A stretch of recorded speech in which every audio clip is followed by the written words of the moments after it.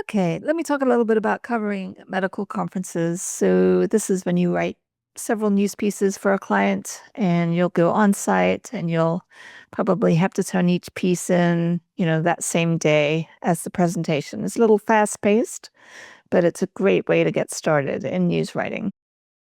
I've just mentioned this, but the focus is late breaking clinical trials, guideline updates, emerging research usually. So anything newsworthy, and you're going to be working under tight deadlines. And so it is a little high stress, but it's a lot of fun.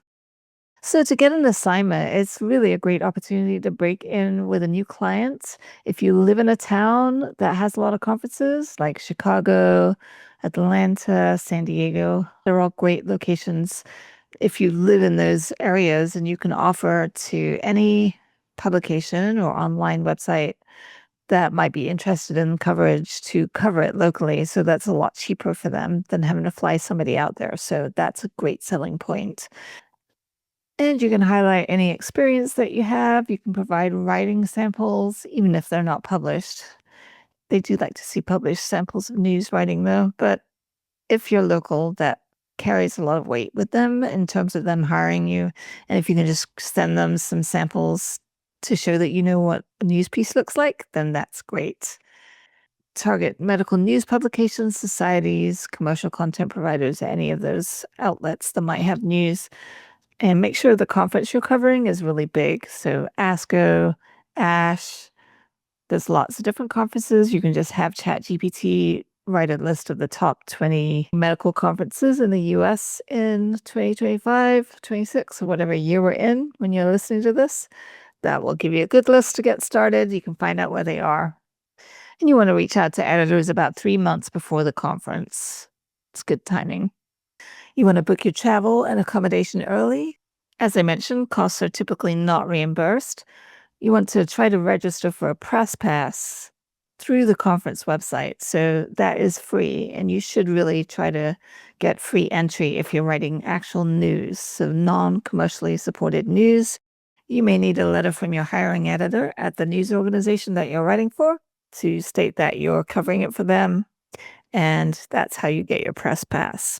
Make sure you understand the press policies, embargo rules of the meeting, and all of that. Just be very careful with not publishing anything before it's supposed to be published.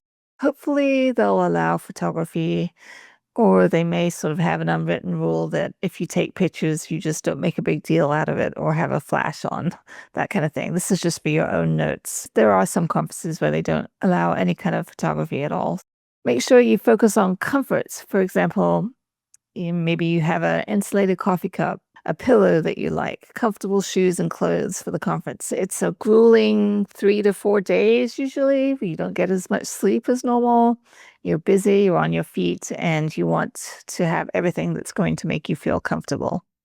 Ahead of the conference, you can review the program in advance usually. You can look for late-breaking sessions, phase 3 trials, guideline presentations. You want to identify high-impact abstracts based on study size. The later phase, the better. Phase 3, clinical relevance and potential to change practice. You can look for a sponsorship by major institutions or pharma. And then expert commentary or media buzz is a good sign that something should be covered. And then it's a good idea if you have time to pre-write the articles, and then it's just a matter of updating any new data that are presented and adding in quotes, and that makes things go much more quickly. You can even do that, a couple of days before the conference. And as I mentioned, you can take pictures of posters and conference slides when possible, but you do need to comply with any press policy. All of that will help you with a fast turnaround once the session ends. So getting quotes, we've talked a little bit about that already. For oral sessions, you can wait near the podium to catch the presenter after the session. Be quick, be bold. That's sometimes what it takes. If you need to wait to the end of the session, then you do need to keep an eye on them to make sure they don't leave the room, and follow them out if they do. I've done that many times. And keep it short and sweet and just say, just writing up your presentation, just a quick question for you. I just want to get a quote for my news piece. And they usually don't have a problem. Point your phone or recording towards them. They'll know you're recording them, and that shouldn't be a problem. For poster sessions, approach researchers at their posters, usually stated in the program when they'll be attending. They don't attend all the time, but there's often an hour or two when they do, and briefly introduce yourself and just ask a couple of questions about the poster. Just as a point of interest, usually oral sessions carry more weight than poster sessions, although there are some poster sessions that might be important, but usually would focus on oral sessions. All right, pro tips: stay organized, use the spreadsheet to track sessions, contacts, deadlines, submitted pieces. I personally like to create a table and a Word document. I like to have all the information, where the location of the session is, what questions I plan on asking, and any other information. I find that really helpful just to have a hard copy of that.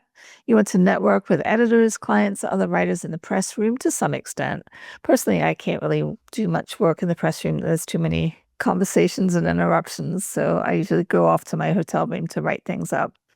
You want to follow conference hashtags on social media if it's a really big conference to catch anything that's coming out of there.